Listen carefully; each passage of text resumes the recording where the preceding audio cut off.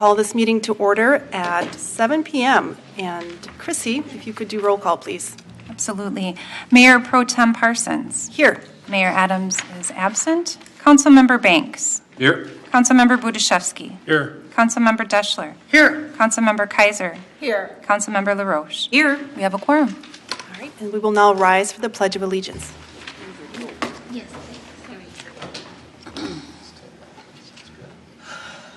Allegiance to the flag of the United States of America and to the republic for which it stands, one nation, under God, indivisible, with liberty and justice for all. All right. Now we are on to approval of the agenda. I will look for a motion to approve the agenda. Nancy? Make a motion to approve the agenda. Looking for a second? I'll second it. All right. And all in favor, say aye. Aye. Any opposed, say nay. Now we will have appearances, special appearances. Peace Officer Standards and Training Board Executive Director Nate Gove will present Chief Revering with an award. Madam Mayor Pro Tem and council members, I have here Nate Gove, who, as you said, is the Post Board Director. And Nate is an actual retired police officer with the City of Golden Valley. He retired from there at the rank of commander. So it's an honor to have him here today, and I'm going to turn it over to him. And before he starts, Mr. Gove is also a resident of Bristol. All right, wonderful. That's right, of 31 years. Very happily. So thanks, Chief Revering, Madam Mayor, and members of the council. As Chief Revering said, I'm the Executive Director of the Minnesota Board of Peace Officer Standards and Training, the state's regulatory agency that licenses all 11,000 peace officers in our state. And I had the distinct privilege of having Chief Revering as one of my 15 bosses on the board that oversees our operations. And I was very pleased that she was on it, very disappointed when she decided not to be reappointed. But she represented the police chiefs of Minnesota very well on our board. And in just a short period of time, from approximately January of 2018 to July 5th of 2019, Steph, she was on our executive committee, and she chaired a very important work group that established a statewide model policy for the investigation of sexual assault. Very much a leader, and I told her as a Crystal resident, I wanted to come and personally present a plaque to her for her service to the board, to the law enforcement profession, and certainly to the citizens of Minnesota. And I'm very proud, being a Crystal resident, that she's also my police chief. I knew her when she was a patrol officer, having coffee with her in the middle of the night at the SA 36 in Winnetka. So, out of respect for your time, I just would like to present to Chief Steph Revering from the Minnesota Post Board. In recognition of your dedicated service, Minnesota Post Board, January 14th, 2018 to July 5th, 2019.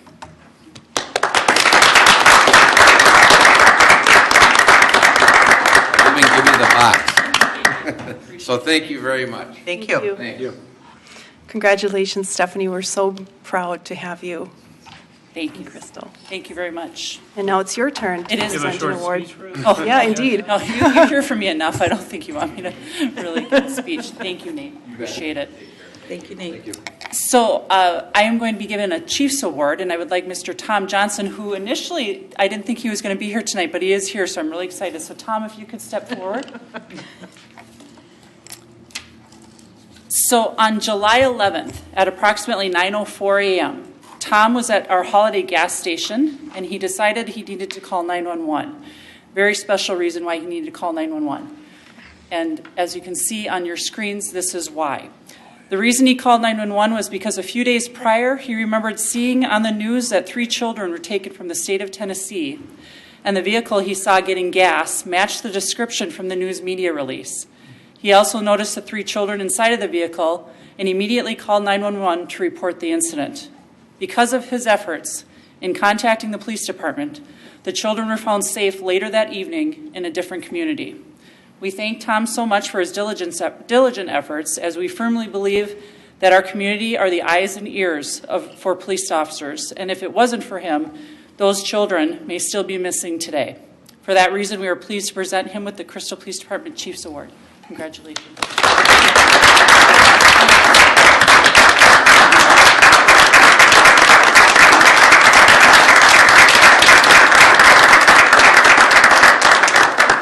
So if you notice, I normally hand people a plaque. And because I didn't know Tom was going to be here until the very last minute, the plaque isn't going to be ready till next week. So I already said that to Tom, so he knows that. So we'll be getting, Nancy's going to, thank you. Thanks again, Tom. Appreciate it. Thank you very much. Thank you. Very nice. Yeah. Good job. All right, item number 4 after all that is the consent agenda. And we will consider items that are routine and non-controversial in nature. And I believe I read them. Is that correct? All right. So item 4.1, approval of the minutes from the following meetings. The City Council work sessions on July 11th, July 16th, and August 8th, 2019. The City Council meeting on July 16th, 2019. Approval of the list of license applications submitted by the city clerk to the City Council, a list that is on file in the office of the city clerk. Approval of a resolution accepting $279.35 from donation boxes for Crystal Police K-9 unit. Approval of a resolution ordering preparation of an assessment roll, declaring the amount to be assessed, and setting a public hearing date for 2019 delinquent accounts. Approval of a resolution reauthorizing Crystal's membership in the Minnesota Municipal Money Market 4M Fund. And now looking for any discussion or a motion to approve. Julie? I'll approve the consent agenda as read. Looking for a second? John? I'll second that. All in favor, please say aye. Aye. Any opposed, say nay. All right, and now on to open forum. We will hear from citizens if any are interested to speak. And by rule, we may not take any action on these items. And I believe it is a 3-minute or a 2-minute allotment, Christy? 3. 3-minute allotment. So anybody to speak for an open forum. All right, if you could turn that in to the city clerk. And if you could also make sure that everyone gets a copy. I would appreciate that.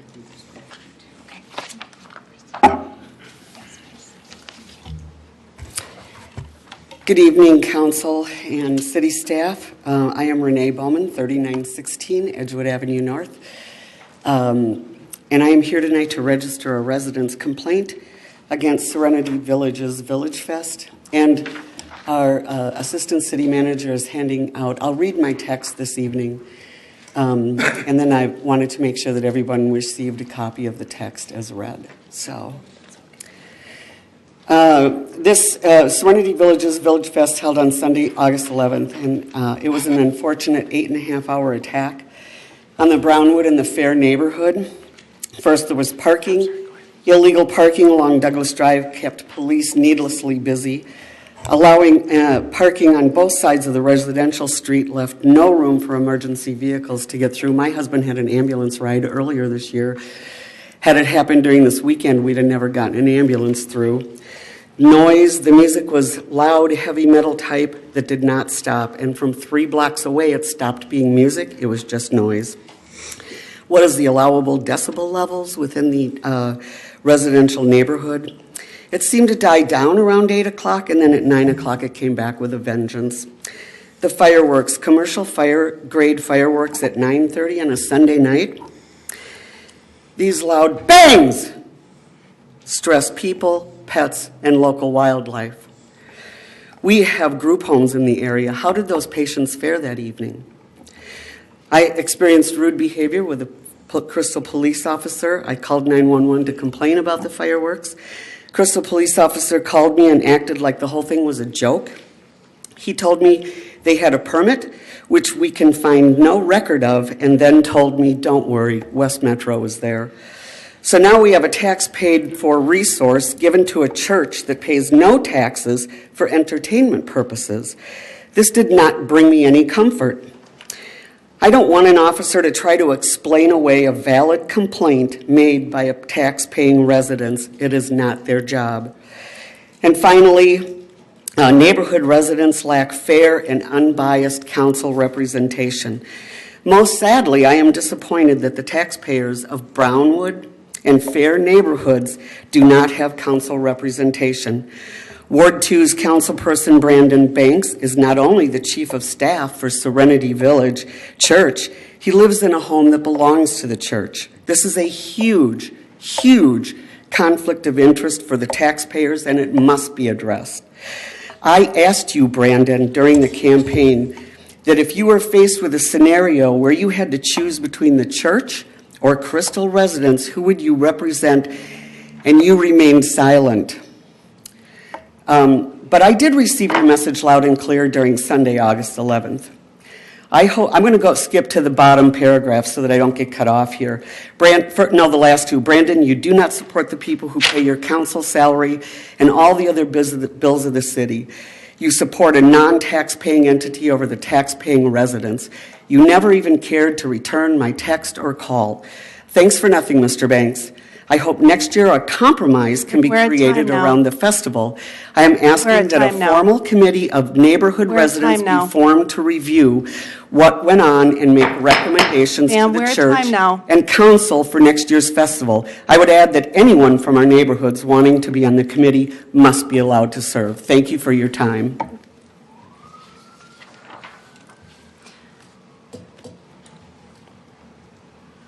All right, so there is no discussion on these items. However, it is directed very personally with questions towards a council member. So I don't know if the decorum allows us to discuss it, indeed. So. And do we have another open forum? We have. Yes. Please state your name and address, please.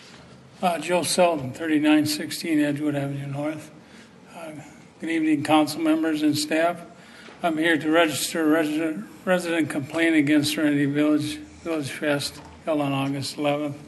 I agree with Renee's statements. My big concerns that should be reviewed are the parking and the fireworks. I feel the festival has outgrown its venue if these two issues are not addressed. Parking during the height of the festival. Cars were parked on both sides of the street for a 2 to 4 block area around the festival, which in turn block access for emergency vehicles. Also, the continuous illegal parking on Douglas Drive caused a safety issue. Maybe the chief can address the council on how many tickets were written on that day on Douglas Drive.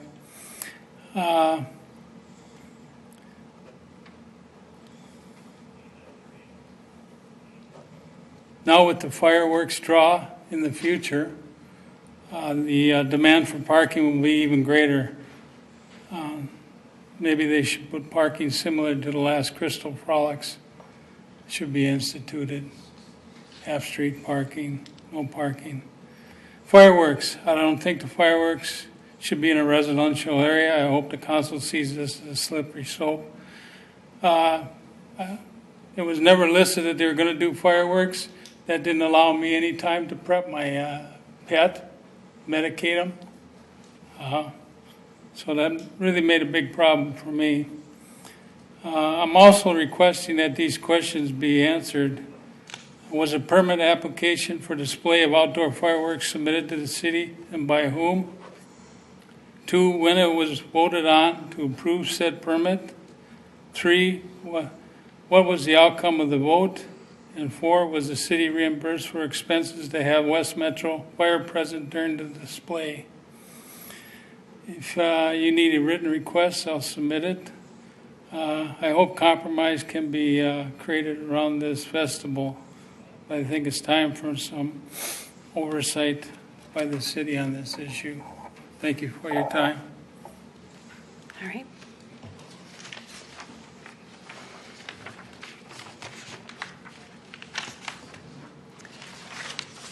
All right. Well, as there is no discussion on these items, we will move on to the regular agenda. With item 6.1, the council will consider approval of disbursements over $25,000 submitted by the Finance Department to the City Council, a list that is on file in the office of the Finance Department. So I will read them into the record. Metropolitan Council Environmental Services for wastewater service for August for $130,159. Waste Management, HRG recycling costs for June for $50,171.83. West Metro Fire Rescue District for July contribution to West Metro Fire for $100,522.40. Minnesota Para employee and city required contributions for 7/12/19 payday $57,251.38. Crystal Leased Housing Associates for TIF note payment to developer of the Kavanaugh Apartments for $127,812. Golden Valley Joint Water Commission for June water costs for $587,000. Sorry, I messed that one up. $165,587,000. I don't know how Jim does that every time. All right, for Ranger GMC for 2019 Chevy Silverado for water utility, replaces vehicle number 432 for $27,678. SEH for 2020-2025 feasibility study costs for $65,016. U.S. Bank semi-annual bond principal and interest payments for $221,518. Custom Builders Incorporated payment of the AFP number 4 for Becker Park project, $328,958. MN Para employee and city required contributions for 7/26/19 payday, $57,510. For Logis, application support costs for August, $30,626. Metropolitan Council Environmental Services, again, wastewater service for September, $130,159. West Metro Fire Rescue District, August contribution to West Metro Fire for $100,522. Health Partners Incorporated for August health insurance premiums, $103,507. Waste Management HRG recycling costs for July, $51,798.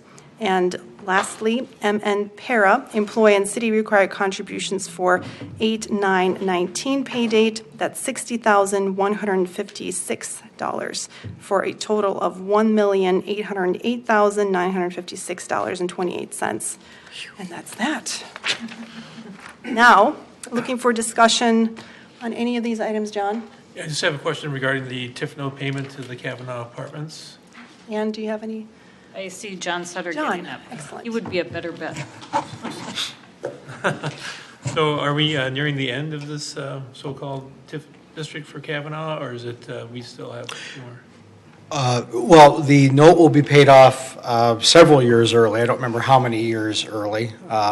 We're going to pay it off in about half the time that we had anticipated originally. It'll be paid off by the end of 2021. Okay. Just a reminder, though, we did not create a new TIF district for the Kavanaugh. 100% of their property taxes are going in the normal manner to the normal agencies. We are retiring the TIF note because we have available increment from another TIF district that is we were able to use for the Kavanaugh. So we did not need to divert, for lack of a better word, the additional taxes from the Kavanaugh site to retire that TIF note. I just thought, depending on the time, it must be pretty close to the end. So Yep. yeah. 2 more years. Okay, thank you. Any other questions? Nancy? Just a quick question for Mark on the water utility Chevy Silverado. Was that the one with the tanker on it? I'm sorry, I don't remember discussing that one. Nope, this is just a pickup truck that's used. I believe this is the meter repair truck. Oh, got it. Yeah, it's just one of the pickups that runs around. Okay. Yep. Great, thank you. Okay. All right, looking for a motion on this item, John? So moved. And a second, Nancy? I'll second. All right, all in favor, say aye. Aye. Any opposed, say nay. All right, item 6.2. The council will consider approval of the 2020 West Metro Fire Rescue District budget. And Ann, City Manager Ann Norris. Thank you. I also get the pleasure of sitting on the West Metro Fire Board, as does Councilmember Banks. But anyhow, the 2020 West Metro budget assumes keeping operations as they are today, so no change in staffing levels, no change in services.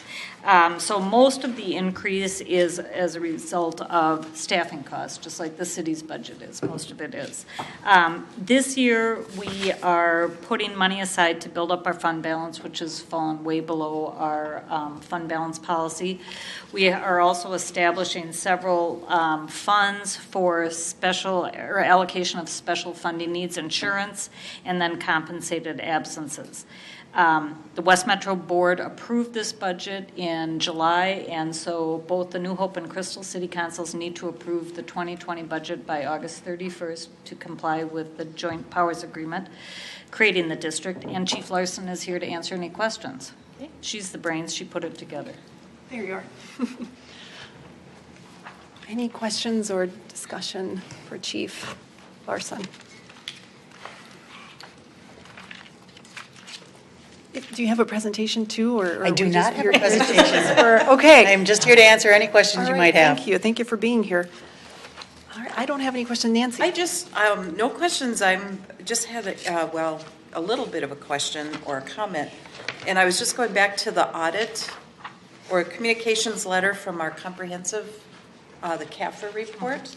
And, sorry, I'm going back here.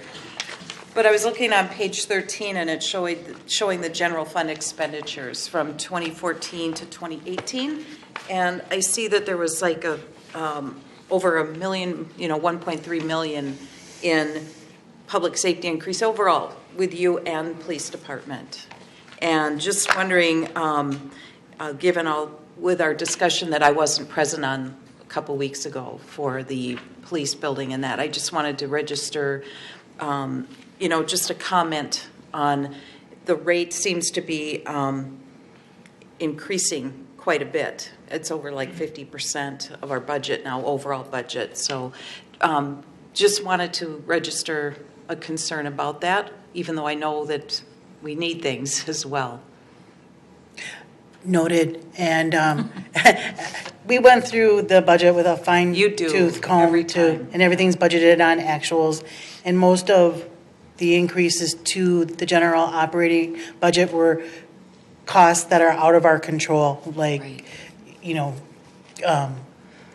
workers' comp insurance and health insurance costs and stuff like that. Any increase to those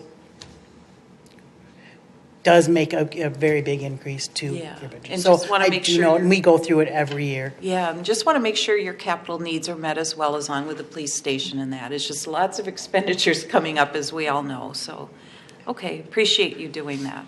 Thank you. Any other comments or questions?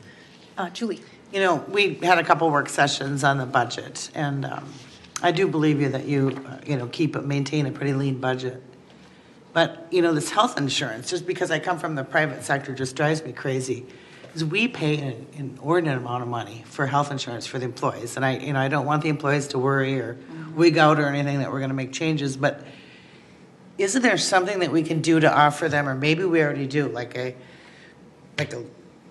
low-end plan where they would pay less, the city would pay less, they'd have a larger deductible, and then say maybe a medium plan and a higher-end plan, and we would cap it at some point?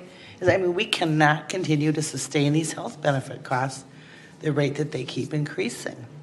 We got to do something, just like private enterprise has to do in order to control the costs. Yeah. Go ahead. Yep. No, West Metro is a little different than the city. Because under the Affordable Care Act, they are considered a small employer, so they can't really be pooled. The city, we pool our insurance coverage with a bunch of other organizations. But because West Metro, and you can jump in, because West Metro is considered a small employer, they are given insurance rates solely on the basis of age of their employees. So they already do the lowest insurance plan. It's a We have a high deductible plan. Yeah, high deductible, and it's an HSA, which is what most of the city employees are on as well, because it's the most economical option for employees and for the employer. But yes, it is. It's a huge expenditure. I mean, $100,000 we put out in 1 month for health insurance. Correct. But that number in the budget, or that we approve, remember that's employee and employer share. So the employee, we pay the entire bill, but employees are also contributing. contributing to that. John, you had something? So if the fire department was a department of one city or the other, then they would be pooled with right? Correct, because anything less, and I'm not an expert on Affordable 100. Care Act, but is it, I think it's 50. 100. Or is it 100? Okay. I'm pretty sure it's 100. I don't. Yeah, right. So But it's that might be a way to cut costs. So it would be something where like one city or other would just take on. Can you wait till I'm not here for that Sure, conversation? sure, but then you. And I mean in a global sense, not We used to be part of the Logis group, correct. Right. but now because of the Change Affordable in Care Act healthcare. changes, there was now. I mean, that's certainly up to the board and the two city councils. That's certainly a conversation that could be had. Well, I'd have to see how much it would save, but if Yeah. it would save something, it's worth talking about it. Yeah. Those were my only comments. All right, anything else? And I will look for a motion on this item then. Brandon Make a motion to approve the West Metro Fire budget. and Nancy. Second. Okay, all those in favor, please say aye. Aye. Any opposed, say nay. And I said aye as well. Thank you very much. Thank you, Sarah. Item 6.3, the council will consider the first reading of an ordinance amending Chapter 5 of the City Code regarding town center regulations. And we will have our, all right, Dan, go ahead. 'Cause it says city attorney, so I guess you both Yes. guys will be kind of up. He worked a lot on Go this, ahead. but I'll do the presentation All right. tonight. So, good evening. This is, as was said, this is the first reading of amendments to the Unified Development Code, which is Chapter 5 of the City Code, and it deals with basically zoning. Just an introduction here. Most of the UDC amendments relate to the creation of two town center zoning districts. One is called Town Center, which is also known as TC. The other one is called Town Center Planned Development, which is also known as TC-PD. These were reviewed by the council at their work session on July 11th, if you remember. There are other UDC amendments tonight as well, but most of the bulk of it is related to the town center. The ones that we have that are not town center are just sort of minor amendments to clarify requirements and make some minor policy changes. The Planning Commission did hold a public hearing on August 12th. No one from the public did speak. We had about 6 people in the audience. And the Planning Commission recommended approval of the amendments. Just a little bit of, for your interest as far as how we got the word out about these amendments, because they involve several property owners. First, we as we always do, we published a notice in the Sun Post. We also posted that on the city website, and that was also posted on Nextdoor. Secondly, I did contact by phone the 10 property owners who are in the town center district, which is the mandatory requirements, and I offered to meet with them and just explain to them what was going on. And then along with that, for the owners in the TC-PD, I mailed them the hearing notice. That was a much larger area. In those conversations and speaking to some of those property owners, I didn't hear any opposition to the new regulations. Other input that I also obtained during this whole process was to get some input from the city of Eden Prairie, because they have a very similar ordinance to us, or to this, and so that was very helpful. I also contacted a major developer just to get their input on it, to make sure that we weren't out in left field with requiring things that were not possible or feasible. These next slides will just go through some of the main features of the town center districts. As I said before, there's 2 districts, TC and then TCPD. The town center is the mandatory requirements, and I'll show you the map here in a minute. And the TC-PD, those are, as directed by the council, that was something that the property owners could opt into, so to speak, that they could. It's not mandatory, but they have the option to go with those regulations Once they do, if they choose to rezone, then they are subject to different town center-like requirements. And then this graphic on the bottom of the screen here just shows basically what I just said. The owners do have always, in both cases, if something is non-conforming, they have the ability to rebuild that, and that's a requirement that is for any property owner in the city, that they have, if something burns or is torn down, they have the option to rebuild that within the first 6 months of that happening. This is a map from our 2040 comprehensive plan where we describe this new town center district. Here in the orange dash is the redevelopment area that will become the town center, the two town center districts. So it's within this orange area. And here is the proposed zoning map. So here in the center, in the orange, is the town center, which again is the mandatory district.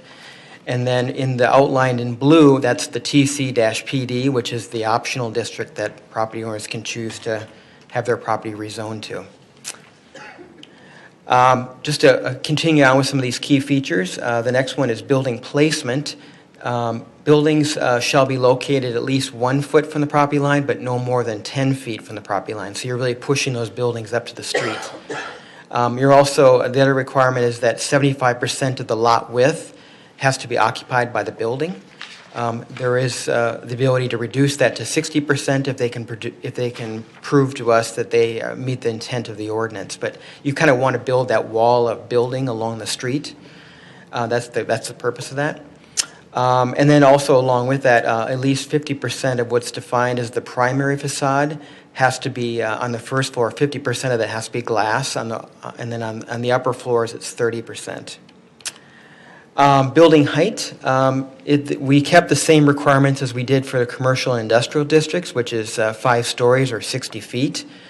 However, in the town center district, these districts, the owner has the option to increase that to 8 stories or 100 feet if they can go through a series of sort of just proving that they're not having a negative impact on the area. And some of these things that we would require would be a shadow study.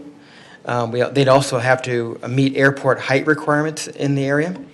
We look at things like building massing and then just making sure that views of Becker Park are not blocked, because that's kind of a main feature of this whole area. Along with that is density ranges. They are higher than they are in other parts of the city. 25 to 50 in the TC, and then 16 to 40 in the TC-PD. But these could be increased by 60% based on the results of the building height studies that I just referred to. So the question is, why allow more height and density in these areas? First of all, if the market demand emerges for this higher and taller buildings and for more density, we as staff believe that this is really where density should occur, is in this area of the city. This is our main commercial area, kind of the hub of the city. Some people would call it a downtown. Also, we also have, as I said before, we have built-in protections for the adjacent residential neighborhoods to make sure that they're not negatively impacted by these, by the height and the density. The next question is, if the buildings on the north, this was something that was discussed quite a bit, is if the buildings on the north side of Bass Lake Road were to be redeveloped with taller buildings, how would the impacts on the adjacent neighborhoods be minimized? So the adjacent neighborhood is the homes that face Brentwood, and here is these are the commercial strip buildings that are located on Bass Lake Road. So we did a little study of this, and again, those safeguards would be in place with the shadow study, the pushing the buildings all the way to the Bass Lake Road as far as they can go. And then that created a 100-foot buffer from what we estimate between the back of the buildings. These are just a likely or scenario that could happen. 100-feet buffer between the buildings and the homes. So the thing here is this 100-foot or 8-story buildings may not work here. So in that case, you would really keep them at a lesser height. I'll show you another example here in a minute too. Where might an 8-story building be allowed then? Basically, the answer is that the most appropriate place for it to go would be on properties that are not adjacent to low-density residential neighborhoods, usually toward the middle of the town center area. It would probably occur gradually, one at a time. This is a redevelopment area. This could take 30, 40 years to do. Taller, higher density development can coexist with traditional suburban commercial development. So on the bottom of the screen, I've shown you a couple examples here. This is just a hypothetical. This is the Walgreens site. This is a potential building that could happen. And this is all surrounded by commercial development. So this would really be an example where an appropriate height, taller building would be fine. And this is an example from 66 in Lyndale in Richfield, which you may be familiar with. This area is transitioning as well as Richfield is going through their redevelopment of this area. So you can kind of see that there is suburban style development with large parking lots in the front, and then there's also taller buildings that are being constructed in the area. So it's kind of, they're coexisting together, and this is something that we might see here in our town center area. Just continuing on with the land uses, the objective here in selecting land uses is to create this vibrant street scene. You want a lot of people out, pedestrians kind of going in the area here. So in the TC district, uses would be limited to retail, office, restaurants, hotels, and then just a mixing with multifamily residential apartment buildings, either in the same building or on the same lot or next door to each other, but just kind of mixing those uses. In the TCPD, it's very similar, but we would also add townhouses and row houses, religious institutions, schools, those kind of public buildings as well. Things that maybe wouldn't have as much pedestrian traffic, but they would also could potentially be a kind of a denser development. Parking in the TC, we are proposing in this ordinance for the non-residential uses, there would be no required off-street parking. For residential uses, the apartment buildings, there'd be one space per unit plus one visitor space per 10 units. So in the TCPD, the requirements would be that either they would meet the city's required parking, which is which all commercial and residential uses have to meet, or during the site plan approval process, the rezoning process, they could ask the city to reduce the number of parking spaces based on a detailed parking study that they would provide. So we could kind of tailor-make the number of spaces to the site. Maybe I'll back up a minute. In the TC, it's not that parking is not allowed, it's just that we wouldn't require it. So they could still build parking lots, but they either have to be within the building or behind or beside the building. Height and density, I kind of really covered this earlier. This was just built in, allowing that to increase under certain conditions. And then one thing that we talked about with you on the July 11th council work session was just this idea of industrial buildings in this area. The developer that we spoke to really said to think hard about that. Do we really want industrial buildings in this area? Just because they can tend to be a big box that sits right here, and they don't have a lot of pedestrian traffic. They don't create a lot of that. So at the work session, you directed that we should really relegate those to the industrial zoning district. So that's really what this UDC amendment has done, is to relegate those to that district instead of more commercial areas. Just to touch base here on this slide, these are the other UDC amendments that we're doing in this ordinance change. First was specialized care facilities, which is commonly a nursing home, but it could be other types of facilities. The regulations for these are pretty complicated. I had a lengthy discussion with Troy about this. And the regulations are changing a lot, and there's a lot more litigation happening in the last few years. So based on that sort of background, we decided to sort of change the way that we regulate these by the number of residents in the facility. So if it's 6 and under, they're allowed in the residential districts and also the commercial district. If they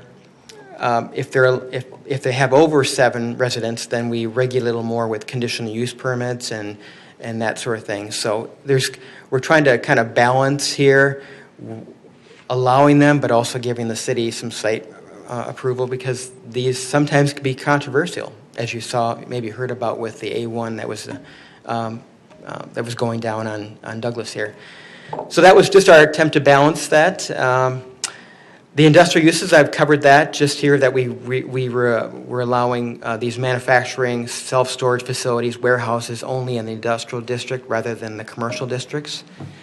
And then the last thing is existing non-conforming buildings. This is kind of a very specific situation.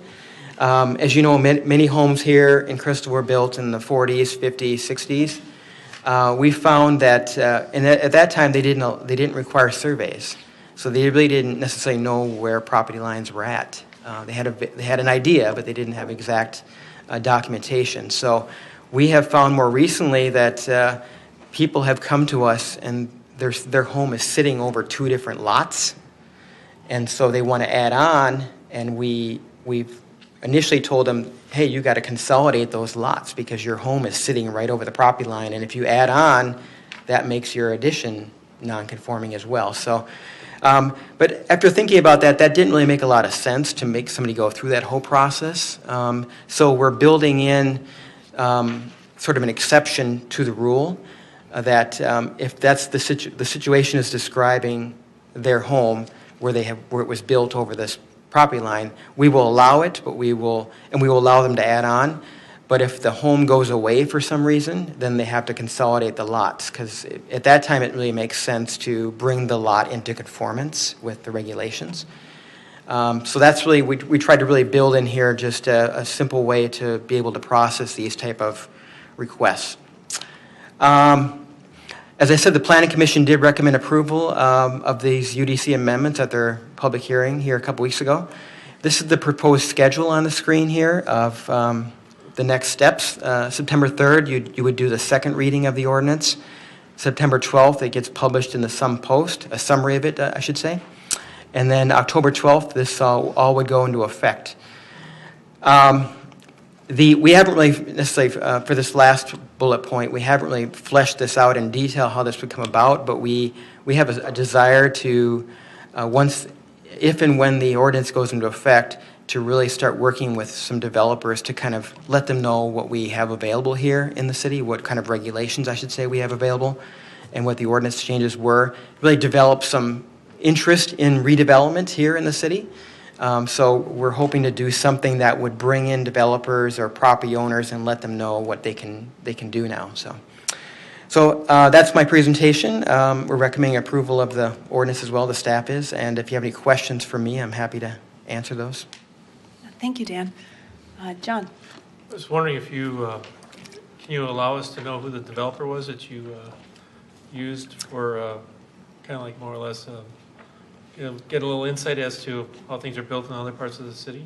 Sure. It was McGough.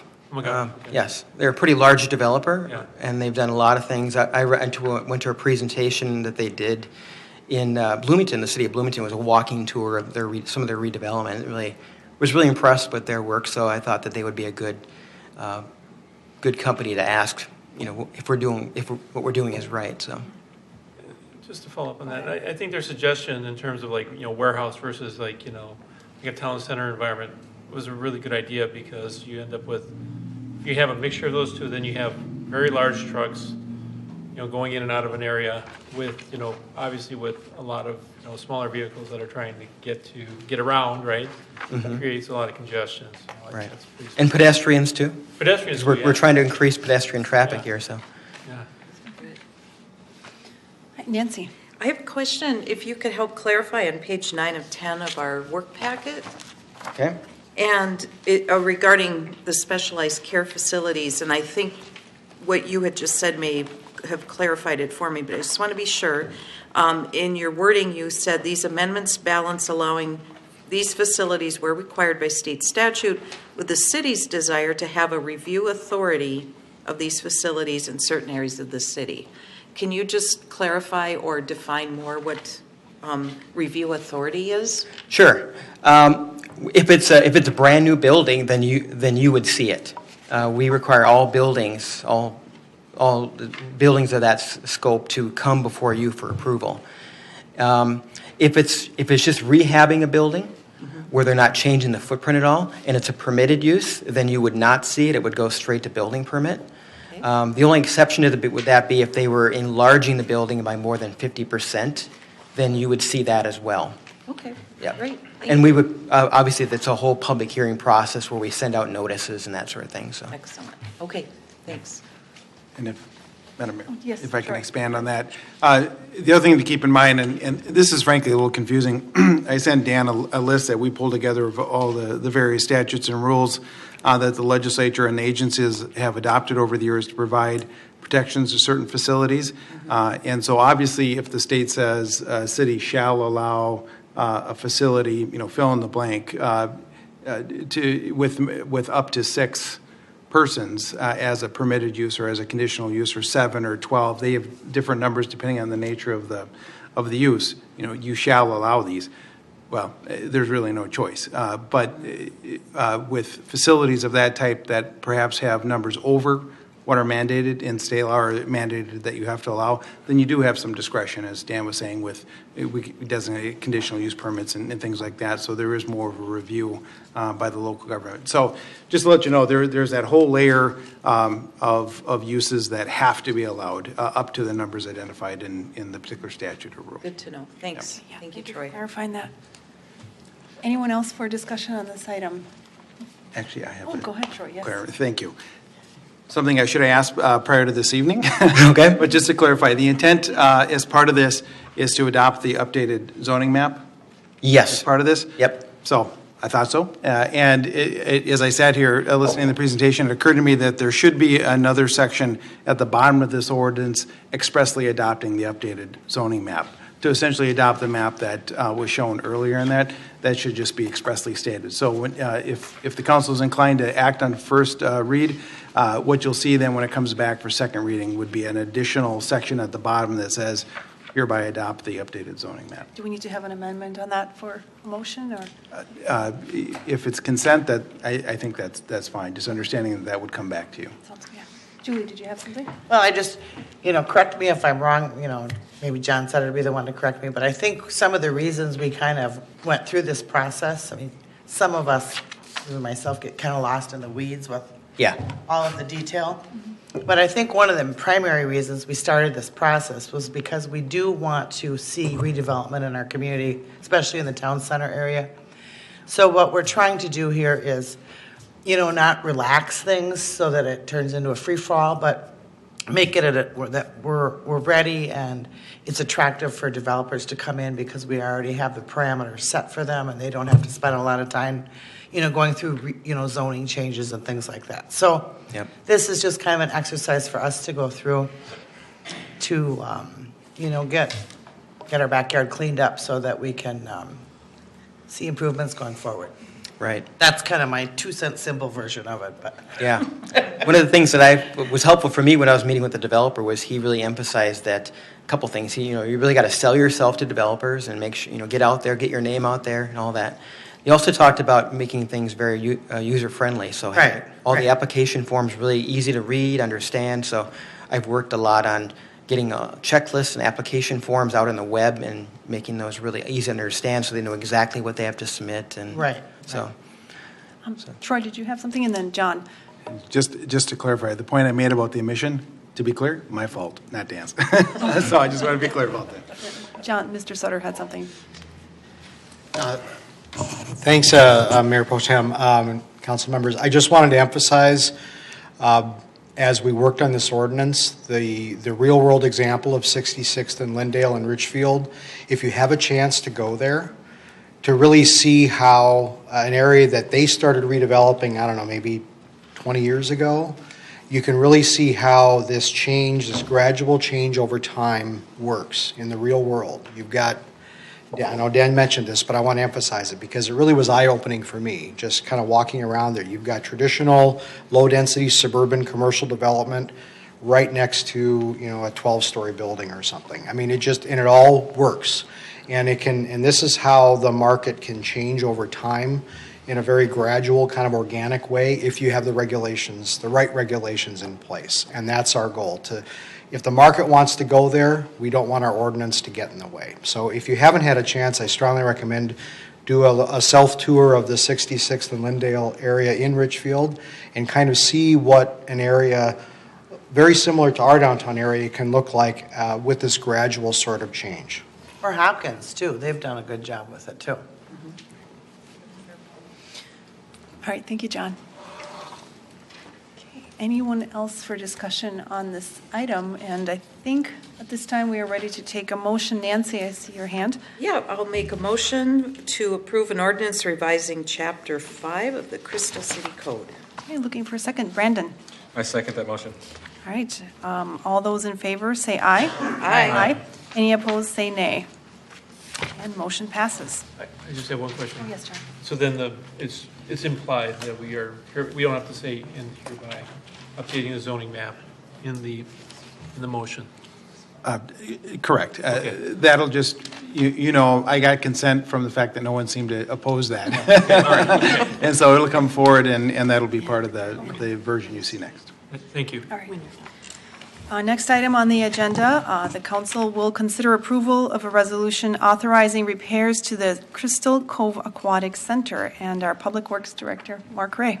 Good evening. Quick one here. The actual pool, while it has the pool complex has had some upgrades and work done over the years, the actual pool itself is mostly original from 1968. It has been leaking for a few years. We've been doing some in-house attempts to try to slow the leaks. However, they have not completely fixed it, and it's become much more significant here in this last year.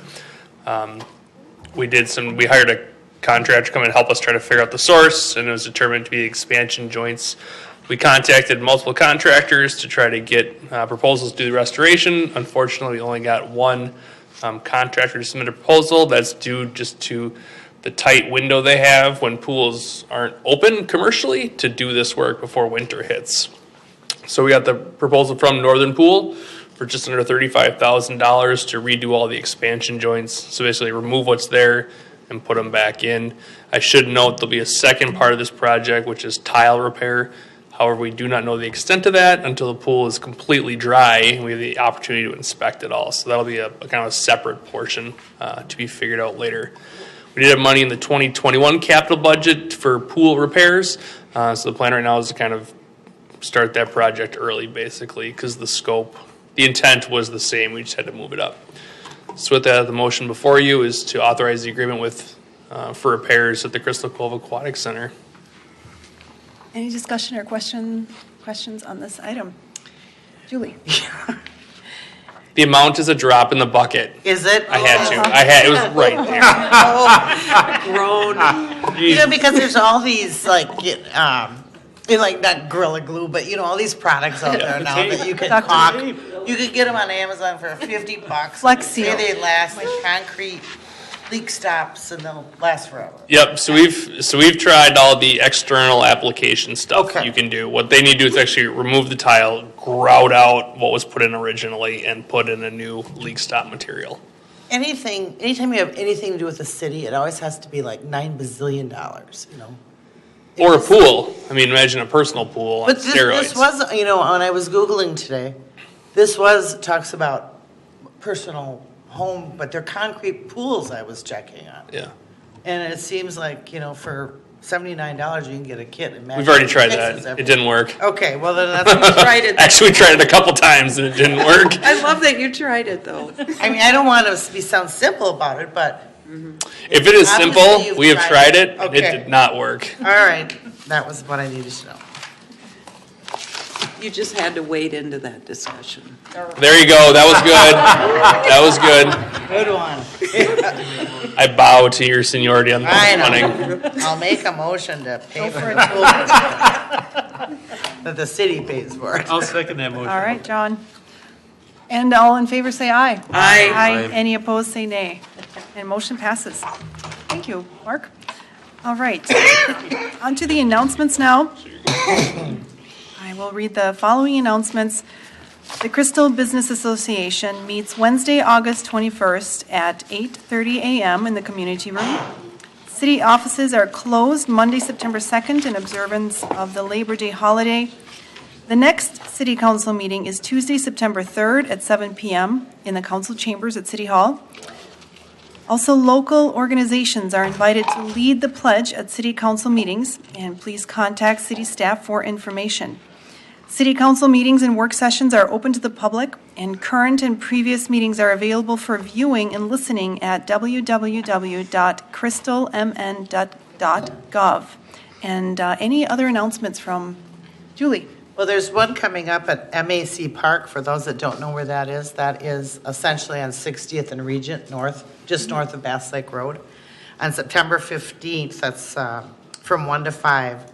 Three Rivers Park District is hosting kind of a MAC Park open house. They're going to have set up rock climbing, zip line, bug catching, and a couple other things. So it sounds like it's a free event, and I think it sounds kind of fun. Oh, it is a lot of fun. Yeah. Yes, we went there last year. It's a great turnout, too. Thank you, Julie. Nancy? Since we have Chief Revering here, could I ask you about the 5K fun run for K9? Rocco's retired now. Is that still on? I'm actually glad you asked. So you're going to see in your city newsletter that it's still on, but technically, as of 2 weeks ago, our Crime Prevention Board decided to not do it this year, just because of timing and some other things, and quite frankly, that's okay, because Leo just needs some time to mature, and so it will be on again next fall. Next fall. Correct. And the bowling will still happen. That'll probably be in the spring, right? That I'm going to defer to Councilmember Deschler. I'm helping Julie. I'm kind of transitioning on that one. Oh, well, that's good. So I'll be helping with that, but just Then want yes. to give let people Then that's know a yes. Next Another March. opportunity come spring for Correct. helping Leo out. Correct. Great. Thank you. You bet. Any other announcements or community updates? Brandon? I don't have the exact numbers in front of me, but from the Feed My Starving Children mobile food pack at the community center last week, it was 298,000 and something food meals packed. And the reason we didn't hit the 300,000 goal is because they were ran out of supplies, which is I think the first time ever with Feed My Starving Children. So they were really thoroughly impressed with our community. There was a lot of surrounding, there's a lot of different organizations that were there. Cornerstone Church Crystal, Senator Ann Rest was there, Lyndon Carlson was there, New Hope Mayor Kathy Hempkin was there. So it was a great community turnout, and I think it was. Be quiet there. Yeah. All right. Sorry. No, that's great to hear. I've worked with, how many children per year, people per year can those meals feed? They provide numbers for them, and it's a really staggering number of what a difference that one mobile pack made. So that's really wonderful. Thank you for the update. And they taste good. We cooked one once Yeah. years ago after Yeah. packing. Oh, you do get to Yeah, sample they're them in very little tasty. cups. Yeah, They we are cooked one indeed. So hopefully next year we can do it again and see everybody there from our city council and That's staff. right. It'd be, so we don't get outnumbered by surrounding communities. So. All right. Well, some of us were working the corn feed outside. You were there. I was All talking day. about you. Family picnic. Yeah. I was where the food was. Yeah. The food you could eat at the spot. All right, well, the next item is adjournment, so if anybody, So moved. John and Nancy. I'll second. All right, all in favor say aye. Aye. Any opposed say nay. And that brings us to a close.